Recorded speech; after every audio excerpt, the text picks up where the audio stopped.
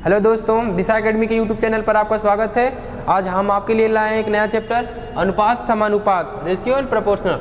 Ratio क्या होता है? रेशियो का मतलब अनुपात। जब हम किसी दो चीज़ के बीच में कंपेयर करते हैं, जैसे कोई शब्द, मतलब हमने ये बोला कि हम आपसे 200 रुपये ज़्यादा लिए हैं और आपके पास अगर 100 रुपये है तो मेरे पास 200 रुपये अगर ज़्यादा मैंने लिया है तो कितना हो जाएगा? मेरे पास 300 होगा। जैसे मैंने बोला कि दो चीज़ के बीच में कंपेयर करने का मतलब, कंपेयर करने का मतलब क्या होता है कि जैसे मान लीजिए ए है और एक बी है, इनके बीच में समान, मतलब समान राशियों के बीच में कंपेयर किया जाता है। जैसे कि हमने ये बोला कि इसके पास 10 गेंद है तो इसके पास 10 गेंद है और इसके पास कितनी गेंद है? इसके पास मान लिया हमने 20 गेंद है। तो अनुपात क्या होता है? इनका जो HCF होता है उसी से डिवाइड कर देंगे, जो वैल्यू प्राप्त होगी वो क्या होता है? अनुपात के रूप में होता है। तो इसका HCF क्या होता है? 10 होगा और अगर हम इसको 10 से डिवाइड कर दे रहे हैं तो क्या मिल रहा है हमको? 1 और 2 के रूप में मिल गया। तो मतलब ये जो मिल रहा है ना वैल्यू, ये क्या है? अनुपात होता है। तो अनुपात क्या है?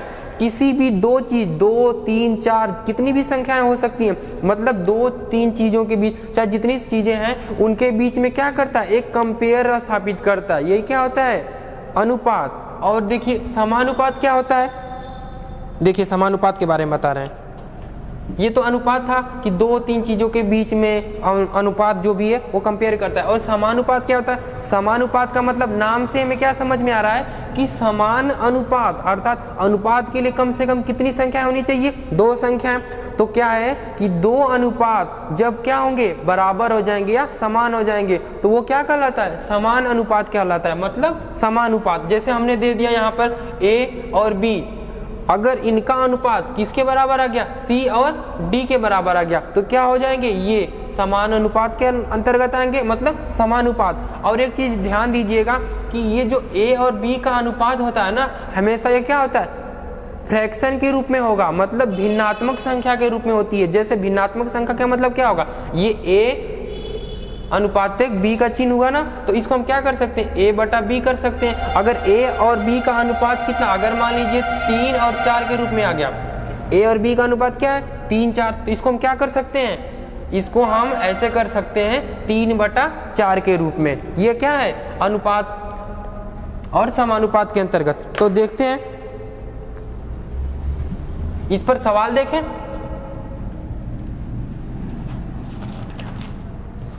देखिए, जब समानुपात की बात कर रहे हैं तो इसको ऐसे कर सकते हैं, A अनुपात B और डबल अनुपात C अनुपात D।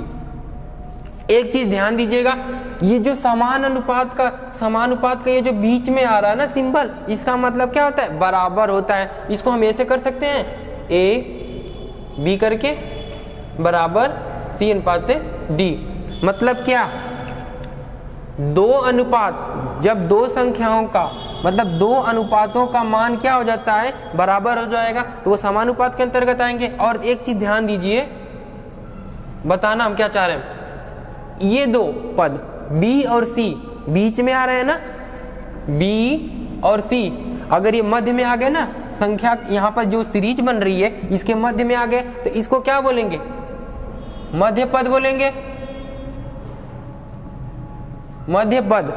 और ये देखिए, ये बाहर है, ये भी बाहर है। ये जो A और D आ रहा है ना, इसको क्या बोलेंगे? बाह्य पद, बाह्य पद। अब एक चीज गौर कीजिएगा कि यहाँ पर ये जो मध्य पद होते हैं और ये A और D मिलाकर कौन से पद हो रहे हैं? बाह्य पद।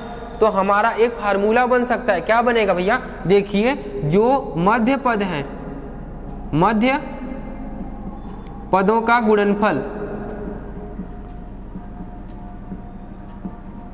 मध्य पदों का गुणनफल बराबर किसके होगा? बाह्य पदों के गुणनफल के। बाह्य पदों के गुणनफल।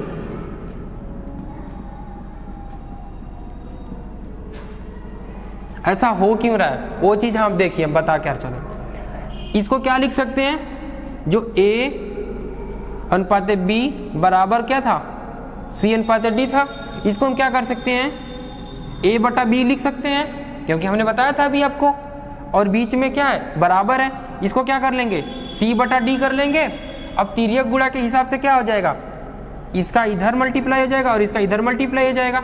मतलब क्या, b का अगर c में मल्टीप्लाई करेंगे तो bc हो जाएगा, और बीच में क्या है, बराबर है, और a का d से कर लेंगे तो a और d का, मतलब मिल क्या रहा है, b और c कहाँ पे हैं, मध्य में, तो ये मध्य पद हो गए, अर्थात मध्य पदों का गुणनफल, और a और d क्या है, बाहर है ना, तो ये क्या हो गया, a और d का गुणनफल है, इसके हिसाब से बाह्य पदों का गुणनफल, मतलब क्या, मध्य पदों का गुणनफल बराबर होता है किसके, बाह्य पदों के गुणनफल के बराबर। एक चीज और देखिए, ये जो a b c d है इनको कहते क्या हैं, ये तो मध्य पद बाह्य पद हमने जाना, लेकिन इनको पर्सनली क्या बोलेंगे,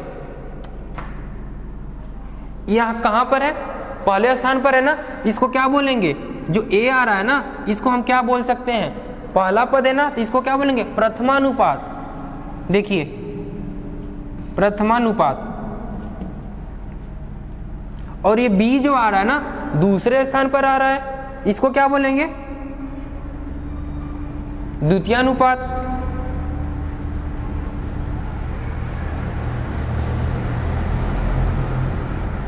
एकदम ये बेस है, बेस से हम सीखते चलेंगे आगे, एकदम एक से एक क्वेश्चन आएंगे, सारे क्वेश्चनों को हम सॉल्व करते चलेंगे।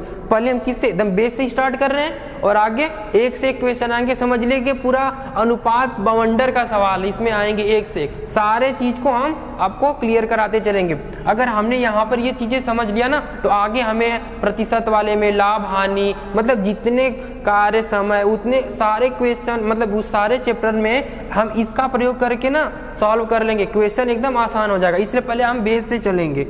यहाँ पर सी जो आ रहा है तीसरे स्थान पर है, तो इसको क्या बोलेंगे, तृतीयानुपात, तृतीयानुपात। और ये डी जो है ना चौथे नंबर पर आ रहा है, इसको क्या बोलेंगे,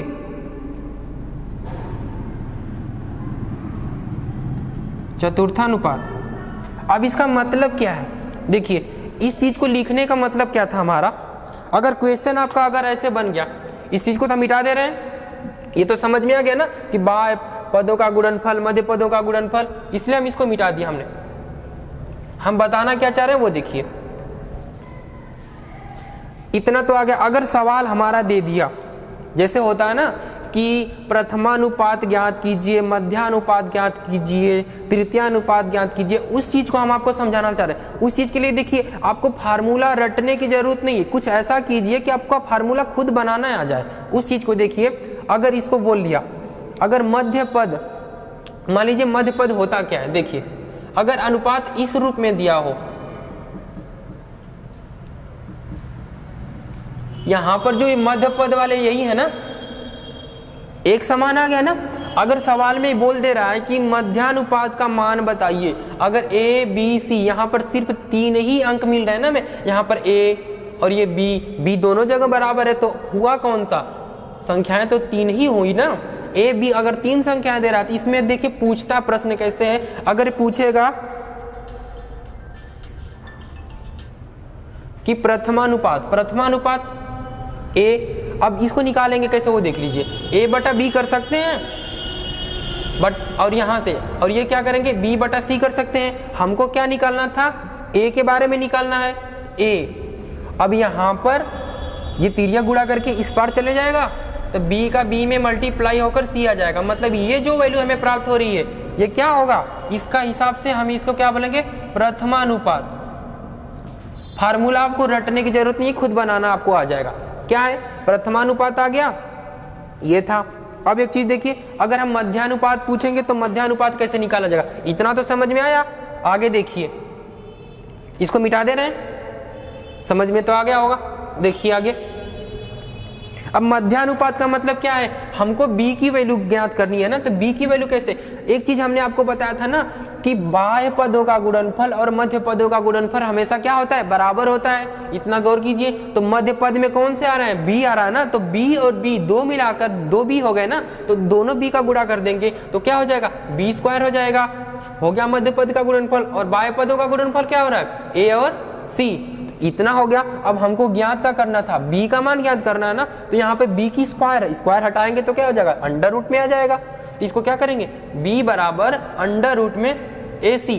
अब ये क्या हो रहा है, b क्या था, मध्य में आया था ना, तो ये क्या है, मध्यानुपात। बी हमारा क्या रहा है, मध्यानुपात। बस आप समझने की कोशिश कीजिए, सारा चीज यहाँ पर क्लियर होता जाएगा। मध्यानुपात आ गया। अब देखिए यहाँ पर 3 वैल्यू थी ना, तो पहला हो गया प्रथमानुपात, दूसरा हो गया मध्यानुपात, और तीसरा क्या रहा है, तृतीय अनुपात। तृतीय अनुपात क्या करेंगे, यही चीज देख लीजिए। हमारा क्या बताया था कि मध्य पदों का गुणनफल और क्या था, बाह्य पदों का गुणनफल। उस हिसाब से हम यहाँ पर क्या कर लेंगे, मध्य पदों के हिसाब से b² आया था, इतना आ गया, और बराबर बाह्य पदों के गुणनफल में 1 और इस c का गुणा हो जाएगा। तो हमको ज्ञात क्या करना है, c के बारे में ना, तृतीय अनुपात तो यही है ना, तो b² बटा में a कर लेंगे और यह बराबर c आ जाएगा। तो c है क्या, ये c है क्या, यही तो है ना तृतीय अनुपात। इसको क्या बोलेंगे, तृतीय अनुपात, तृतीय अनुपात। इतना क्लियर हो गया, ठीक है। अब आगे देखते हैं, इतना समझ में आया। अब आगे बढ़िए, प्रथमा अनुपात, द्वितीय अनुपात, तृतीय अनुपात, चतुर्थ अनुपात, ये सब चीज आ गया ना। अगर 4 अंक दिए रहेंगे तो ऐसे निकालेंगे। अब इस पर मान लीजिए क्वेश्चन दे दिया तो क्या करेंगे, जैसे क्वेश्चन मान लीजिए दे दिया 3, 5, डबल अनुपात करके दे दिया 21, और यहाँ पर क्वेश्चन मार्क दे दिया, यह क्वेश्चन मार्क है। यहाँ पर कितने हैं, प्रथमानुपात, द्वितीय अनुपात, तृतीय अनुपात, चतुर्थ अनुपात, मतलब यहाँ पे 4 वैल्यू आ गई ना। हम इसको ज्ञात कैसे करेंगे, इसको हमने क्या मान लिया, इस वाली वैल्यू को हमने यक्स मान लिया। अब हमारा फार्मूला जो बन रहा है कि मध्य पदों का गुणनफल बराबर बाह्य पदों का गुणनफल, उसी पर रख देंगे। मध्य पद यहाँ पर क्या क्या आ गया, 5 गुणे 21 बराबर किसके, बाह्य पद में क्या है 3, और यहाँ पर हमने जो क्वेश्चन मार्क बना वो यक्स माना है ना हमने। तो देख लीजिए 3 गुणे यक्स कर लेंगे, और हमको क्या ज्ञात करना है, इसी यक्स की तो वैल्यू ज्ञात करनी है। 5 गुणे 21 बटा में 3 आ जाएगा, क्योंकि यहाँ पर मल्टीप्लाई में है, तो यहाँ पर आकर क्या हो जाएगा, डिवाइड करेगा, जाहिर सी बात है, बराबर यक्स। 3 से काट देंगे, 7 बार में 5 में 7 का गुणा करेंगे, कितना होगा 35, और यक्स मतलब क्या, ये जो यक्स आ रहा है ना चतुर्थ अनुपात है, इसका मान आ गया ना। देखते हैं अब अलग तरीके से क्वेश्चन, मान लीजिए इतना तो समझ में आया। अगला देखिए,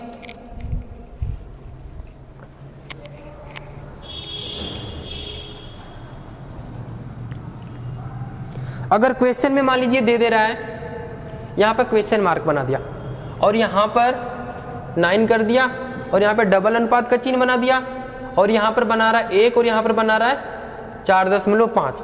हम इसकी वैल्यू को क्या यक्स मान लिया हमने, और इसको फार्मूला पे बैठा देंगे। 9 1 का गुणा होगा, और इसका इसके साथ गुणा हो जाएगा, मतलब क्या है 9 में 1 का गुणा करेंगे बराबर 4.5 गुणे यक्स कर लेंगे।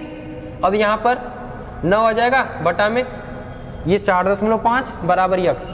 अब यहाँ पर 9 का 4.5 में, मतलब 9 में 4.5 से डिवाइड करेंगे, इसको क्या कर सकते हैं 9 गुणे 10 कर लेंगे, और अगर 4.5 में 10 से गुणा करेंगे तो ये तो कितना हो जाएगा, ये तो हो गया 90, और ये कितना 45, और 45 का दुगुना क्या होता है 90। तो ये जो वैल्यू प्राप्त हो रही है ना 2, यही क्या है हमारा यक्स का मान है। इतना समझ में आया, ठीक है। अब देखिए इतना तो समझ में आ गया होगा।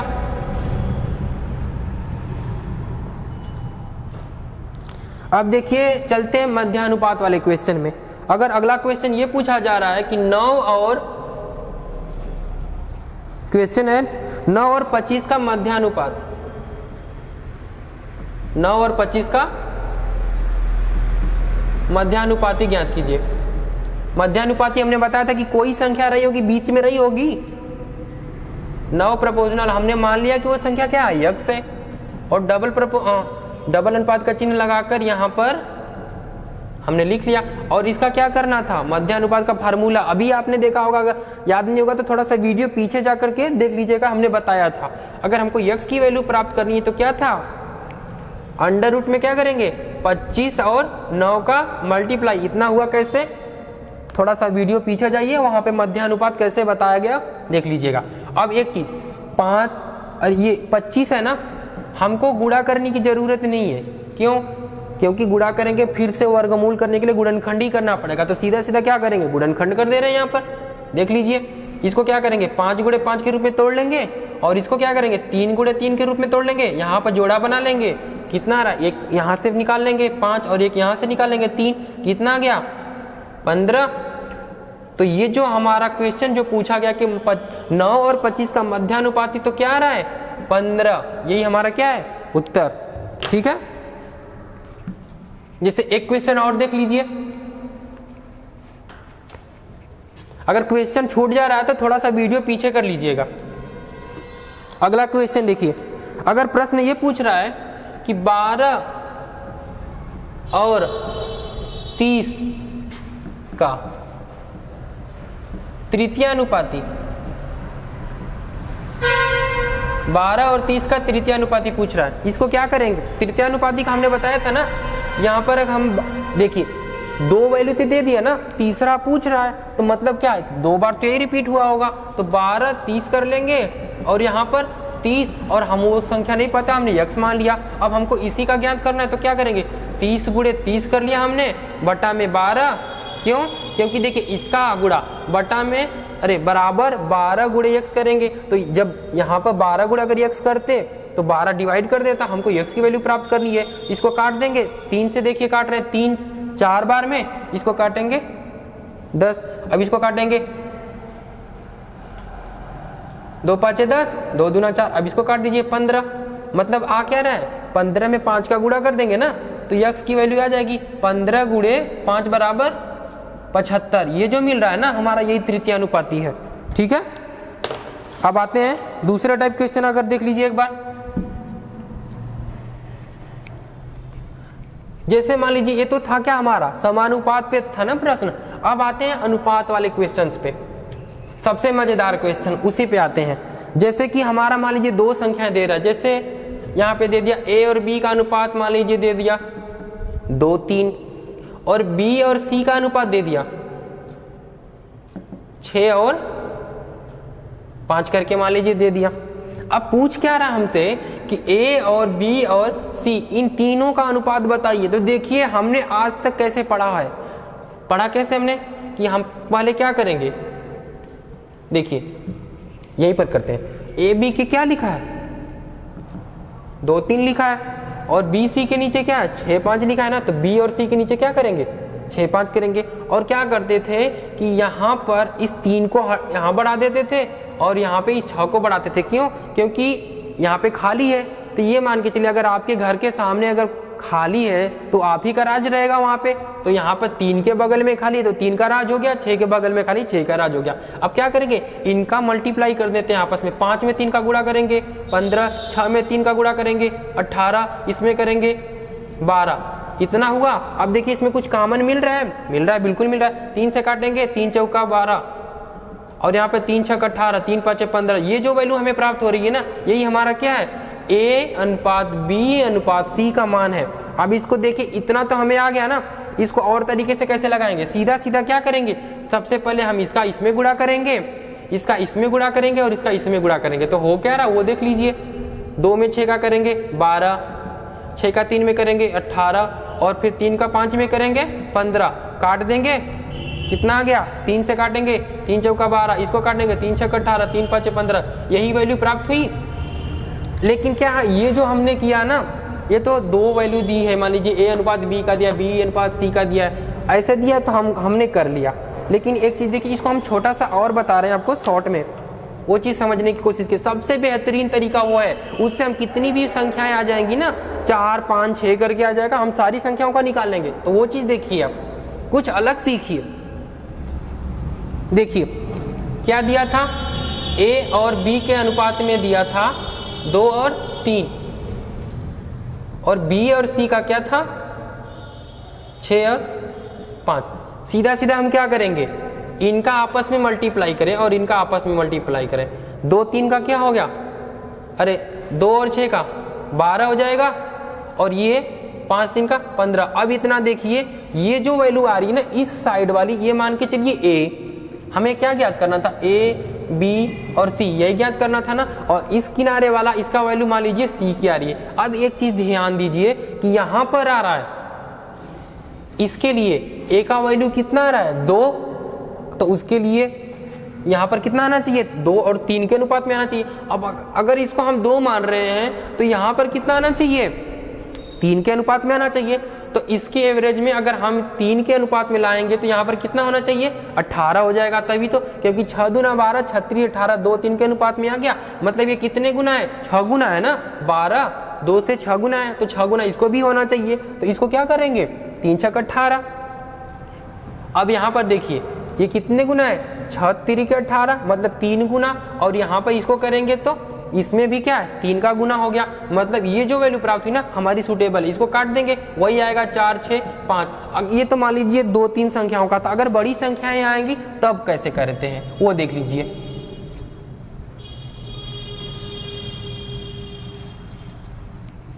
एक चीज ध्यान दीजिएगा ना कि जब कोई अनुपात दिया रहता है ना, तो उस अनुपातिक संख्याओं में अगर हम किसी भी समान संख्या से गुणा करेंगे या भाग करेंगे ना, तो उनका क्या रहता है, अनुपात एक जैसा ही रहता है। जैसे एक चीज ध्यान दीजिए, ये हमने 10 कर लिया और यहाँ पे हमने 50 कर लिया, हम समान संख्या से भाग दे रहे हैं, 10 से हमने भाग दे दिया, इधर भी 10 से हमने इधर दे दिया, तो कितना आ रहा है, 1 5 के रूप में आ गया, इतना आया। अब इस 10 और 50 में अगर हम 2 का गुणा किए और इस 50 में भी 2 का गुणा करेंगे तो यहाँ पर 20 आ गया, यहाँ पर 100 आ गया। मतलब हम कुल मिलाकर काट पीट करके क्या आ रहा है, 1 और 5 के अनुपात में ही आएगा कहीं भी। इतना हमें समझ में ये चीज आ रही है कि किसी भी अनुपातिक संख्याओं में समान संख्या से गुणा या समान संख्या से भाग देंगे तो उसके अनुपात में कोई परिवर्तन नहीं होगा। हम जो बता रहे थे आपको वो उस पॉइंट पे आते हैं। देखिए अगर सवाल में ये दिया है a अनुपात b का मान कितना दे दिया, 3 4, b c के रूप में कितना दे दिया, 2 और 3, c और d के कितना दे दिया, 3 5, और d और e का दे दिया 1 और 5। मान लीजिए इतना दे दिया है। अब हमसे पूछ क्या रहा है, a अनुपात b अनुपात c अनुपात d अनुपात e, इतना हमसे पूछा इसने। अब एक चीज देखिए, इसको हम लगाते कैसे थे, पहले लंबी विधि हम कैसे लगाते थे आज तक वो वाली देख लीजिए। a b के जगह हम क्या करते थे, 3 4 करते थे, और b c के जगह 2 और 3 करते थे, c d की जगह क्या करते थे, 3 5 करते थे, और d e की जगह क्या करते थे, 1 और 5। मतलब इसकी जगह यहाँ पर कोई वैल्यू रही होगी ना, 4 कर देते हैं क्योंकि इसके साइड में तो यही रहेगा। अब यहाँ पे 3 3 हो जाएगा, यहाँ पे 5 हो जाएगा, और यहाँ पे 3, यहाँ पे भी 3, यहाँ पे क्या हो जाएगा, 2 हो जाएगा। अब यहाँ पे पूरी जगह क्या 1 1 आ गया। इन सारी संख्याओं का क्या करते हैं, गुणा करेंगे। देख लीजिए 3 दूना 36 18, बीच में अनुपात का चिन्ह, यहाँ पे 4 दूना 8 3 24, यहाँ पे 4 3 12 3 36, और यहाँ पे करेंगे 4 3 12 5 60। अब इसको करेंगे 4 3 12 5 60 5 300, इतना हुआ। ठीक है। अब एक चीज देखिए, इसमें हम संख्या को कॉमन संख्या से काट देंगे। देखिए हमने 6 से काटिया, 6 3 18, 6 चौका 24, 6 6 36, 6 दामे 60, और इसको करेंगे 6 5 30, और इतना।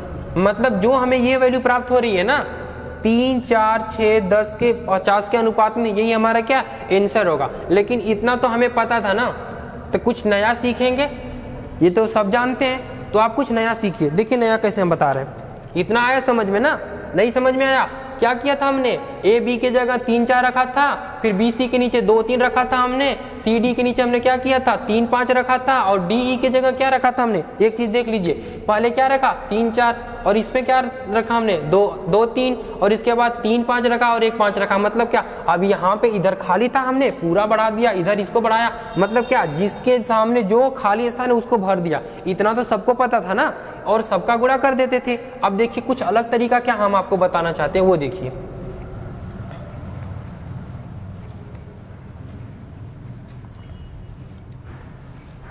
यहां पर देखिए, इन संख्याओं का क्या करेंगे,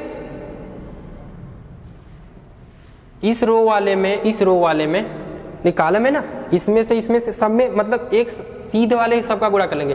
3 2 3, इनका गुणा करेंगे, 3 दूना 36 18। ये जो 18 वैल्यू प्राप्त हो रही है ना, ये किसकी वैल्यू होगी, यहाँ पे हम A B C डी और ये ई है ना, इनके रूप में लिखेंगे। तो इसको गुणा कर लेंगे तो कितना आ रहा है, 3 दूना 36 18। ये 18 जो आएगा ना यहाँ पे, ये किसका हो जाएगा, ये ए की वैल्यू होगी। और इधर वाला का गुणा करेंगे, मतलब एक लाइन पहले वाली और ये बाद वाली, तो बाद में क्या है सबसे ई है और पहले में क्या है ए।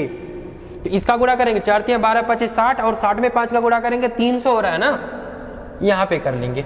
बीच में अनुपात का चिन्ह हमने लगा दिया। अब एक चीज देखिए, ये जो 18 एक ही जगह पे यहाँ पे 3 है, और एक ही जगह पे कितना है 18 आ रहा है ना, कितने गुना आ रहा है 6 गुना। तो 6 का गुणा इसमें भी कर देंगे ना, क्योंकि हमें क्या अनुपात बराबर लेना है। तो 6 का गुणा करेंगे तो 24 आ गया, बिल्कुल आ गया। अब यहाँ पर देखिए, अब यहाँ पर b का मान कितना आ रहा है 24 आ गया, और यहाँ पे b का मान कितना आ रहा है 2 आ रहा है ना। तो ये कितने गुना है 12 गुना है।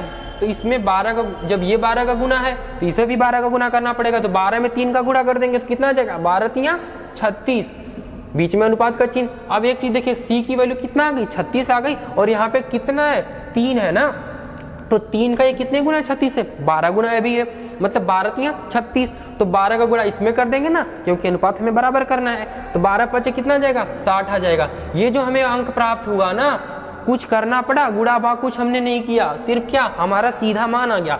अब इसमें से जो कॉमन वैल्यू है उसको निकाल देंगे। इसको देखिए, अगर हमने 6 से काट दिया तो वही आएगा 6 3 18, इसको 6 से काटेंगे 6 चौका 24, 6 6 के 36, 6 दा में 60 और ये 50 आएगा। तो ये जो वैल्यू प्राप्त हुई ना, यही हमारी क्या है एक्चुअल वैल्यू, यही है 3 4 6 10 50 के अनुपात में ये हमारा आ गया। ठीक है, इस तरीके से एक क्वेश्चन और देख लेते हैं।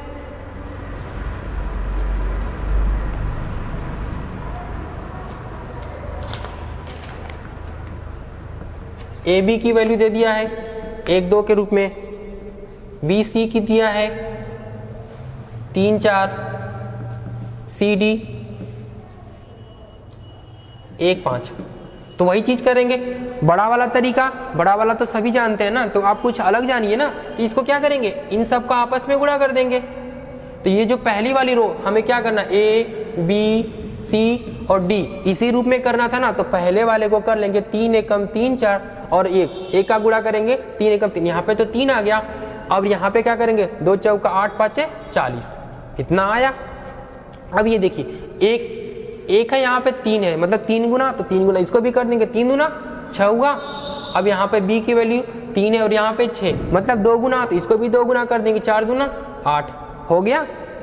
अब देखिए यहाँ पर c का मान क्या है 1 है, लेकिन यहाँ पे 8 है, मतलब 8 गुना हुआ ना, तो इसको भी 8 गुना करेंगे 8 5 40, यहाँ पे 40 ऑलरेडी मौजूद है। तो यही हमारा क्या होगा, जो मान मिल रहा है ना, यही हमारा आंसर हो जाएगा। ठीक है, आज के लिए बस इतना ही, और आगे हम आपको इससे भी मजेदार क्वेश्चन बताएंगे।